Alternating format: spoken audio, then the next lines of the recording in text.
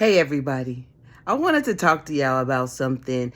And of course, I'm just expressing myself, but I think that women sometimes get a bad rap, especially when you are an attractive woman, an educated woman. You can get stereotyped. I know I get stereotyped a lot. People think that because of the clothes that I wear, I'm a certain way. People think that because of the way that I speak, I'm a certain way. People think this because of the things that I do, I'm a certain way. And they are clueless as to who I am. So you're going to be judged automatically. But when it comes to relationships, you do have some good women. Let me say it again. You do have some good women out here. And I consider myself to be one of those good women, if you men like it or not. Have I run into a lot of men that took advantage? Absolutely. All of them up until this point, right? And I always say that my ex-husband got all the other men by 1,000 miles, even though he's 5,000 miles behind. Let's get that clear, right? When I say mistreatment, I'm going to say mistreatment. And I accept that I didn't love Carrie enough to allow any of that bullshit to happen. So let's get that straight. When I met him, he was with someone else. Back then, I was the type that felt like if he wasn't married, he's fair game. All's fair in love and war. If y'all not married, I might knock on your door and ask for our boyfriend. If y'all not married, right? I don't cross those marital lines because I understand what happened when I saw it happen in my family. I saw the devastation that it caused. So I ain't dealing with nobody married man. That's your husband. God ain't gonna strike me down for being with your man. As a matter of fact, I want the man that God has for me. And if you and him ain't married, maybe your boyfriend is mine. Let me take him, right? I don't even do that no more. If he's with anybody else, he ain't for me. That's just how they go. If he's with anybody else, he's not for me. So me, like the chase. Me, I like the little chase. I like the little competition. You want to compete, bitch? I'm going to blow you out the water, right? Back then, not so much today. I want to attract. I'm not chasing nothing.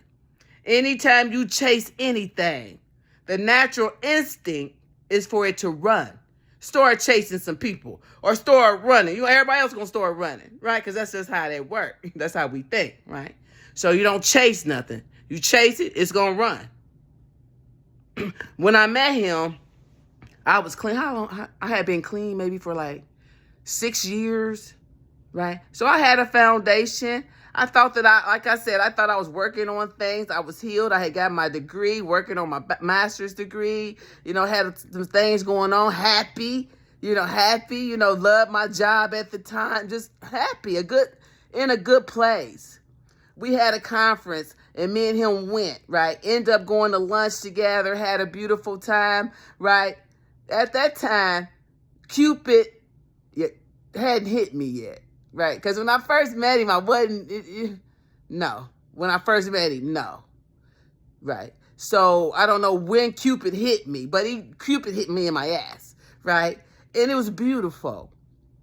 So I'm thinking, I got this man, he was with somebody else, so that did cause us problem initially, but I guess, I don't know what happened, right? But he ended up getting his own place. I ended up moving in there with him.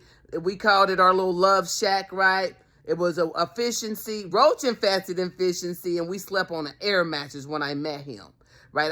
I was working on was I working on my bachelor's degree? I think I just had got my bachelor's degree in 2007. So that was going on too. So I met him. So when we got married in 2010, I'm like, so, we both I had my degree, but he had been in the same field as me for years. He had more experience than me. Plus, he had certifications in other things, and I was working towards my master's degree and my certification, which meant that we would have had everything that we needed to start the business. So I did everything that we needed to do for the business because I thought that together we would be dynamic and awesome, because the one thing that I knew is that he loved doing therapy. He loved that shit. I liked it, but I didn't love it. But I liked it enough to understand that this is what I'm going to use to get to where I want to be. And working together, we could get there quicker.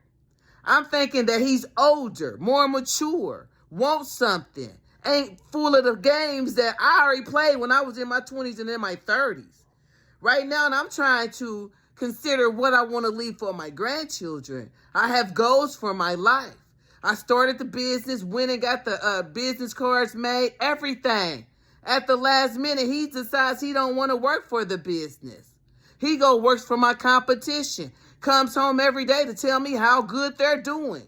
I'm struggling like a motherfucker. I done took 25 fucking clients on thinking that somebody coming to help me. Nobody. I'm struggling like a motherfucker. The first time I get paid, the check don't come on time. Fuck everything up. Instead of getting some support, I get dogged out, talked about like a motherfucker.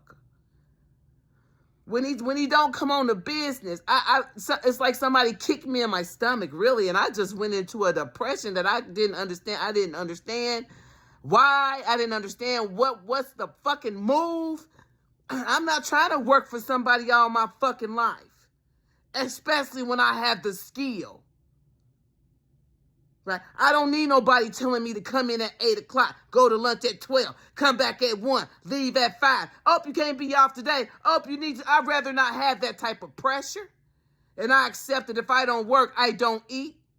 And I'm not above eating potato spuds with no fucking butter if I need to. But I did not understand it. So every day you coming home, you happy to put on a suit, happy to go out here, give all your energy to this man and his family and his lineage and his shit. We struggling like a motherfucker. These people living high off the hog with all your education, all your experience, all your everything. But you think that you need him to funnel your shit through because you don't got enough backbone. You don't love yourself enough to at least try. So I'm struggling trying to get this shit done, y'all, by myself. Tried to hire one person, couldn't even trust her. All she wanted to do is lie about how many hours she worked and get money and never wanted to do shit, too busy drinking and stealing. This is the shit, right? So I'm trying to work. I'm trying to keep myself together. I'm trying to do what I need to do. But, in the back of my mind, I'm building up some resentment because every day you dressing up. You going to work, cooking bitches lunch, dinner, breakfast, buying bitches this, doing this for bitches. He cooking dinner, full course meals in the kitchen. Don't let me ask for a piece of that chicken. Don't let me ask for a pizza. This is for the people. Fuck them bitches at work. He want to please the bitches at work. He want to please the half-dead bitch. He want to please all these other bitches. And then look at me like I'm supposed to help him. No, that's not how that work, nigga. You can't give energy to every fucking body behind my fucking back and then think that I'm going to come and stand up straight for your monkey ass. No, nigga, because I can live just as good at my house as I do here. Understand that shit, bro. Understand that shit, bro. Then you go get a raggedy, half-dead bitch and try to flaunt these hoes in my face like he got something. Right? Want to be a monkey. This nigga want to put on a suit, look like a monkey, play like he the nigga in charge. But can I go to lunch now? I'll be back at what time? Because for him to come in the business would mean all that bullshit that he get away with when he was working for other people behind my back, he wouldn't have been able to do that shit. So that's why he never came on the business. And then cry about how shitty my business was. You got every skill that you can help. You don't got to go to school to get no more skill, even though he eventually got a bachelor's degree and a master's degree and a condo by being with me. The dead bitch that he was with before me, the begging bitch that he liked, them low vibrational bitches. What she teach you how to do some nasty sex shit? She was good with the nasty sexual behavior shit because she ain't give you nothing else. She fucking killed your self-worth and your self-value and your self-esteem and your integrity. Where's that at? Then he listening to his family and they all mental health services is available. Why would you listen to somebody who you know need mental health services? Anyway, so like I was saying, it's good women out here. Sometimes we get caught up. So I'm married to the person. In 2016, it got so bad after an incident after Ma died. I'll tell y'all about that one day. Hurt my fucking heart. Then some other shit happened. Hurt my fucking heart. Right? God, I'm like, God, no, go back. Try again. I went back 4 or 5 times to try again. Every time I went back, he thought he was a bigger nigga. Forgot I made you, nigga.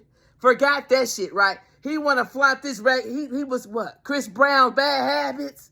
Oh, he thought he was the man when he walked through with all these raggedy ass bitches, though. All these zero ass hoes. He think he the nigga. I come back home. You know, we doing good for a while. And then he wants to say, you got to go. Oh, so you want to play a dumb game. How old are you again, bro? How old are you? Right? I come back home. He still wanna date, sneak out, and do the things that he shouldn't do behind my back. Are you seeing anybody else? No. Are you seeing somebody else? No. But we had a couple of conversations I'm gonna tell y'all about that's a lie. And he knew that it was a lie when he said it. No. Anyway, there are some good women out here, right? So it gets so bad in 2016, I leave. I come over here to our other house because unlike him, I look at this house as our house. It's not just my house, it's our house. Offer him a key. He come whenever you want to. He accused me of cheating. Right? Then he accuses me of cheating. So that's the narrative they want to run with. I'm a cheater, I'm a whore, I'm this, I'm that. Father, forgive them, because they know not what they do, right? I would never commit adultery, right? I would never commit adultery, right? I have self-control. And you should know that I'm very disciplined, right? But yeah, just want to say, sometimes it's not the women. And sometimes, unfortunately, you can get somebody older thinking that they're more mature. And I tell y'all all the time, just because somebody's 40, 50, 60, 70, 80, emotionally, they probably 7, 15, 20, 22, 30. And they act that way. Why? Because they have unresolved childhood trauma and they're stuck there. And until they get in touch with what's really going on, because it's always about you, they ain't gonna never change. They gonna always look outside of themselves. That external locus of control and blame everybody and everything except themselves. So, there are good women out here. Sometimes, though, you can run into creep after creep after creep after creep after creep after creep. It'll start to harden your heart. Understand, you choose the lesson, and whenever you ready to stop that bullshit, you have all the power. You. There are good women out here. And there are good men out here. I'm just looking for the day and excited about the day that I meet one. Y'all be good.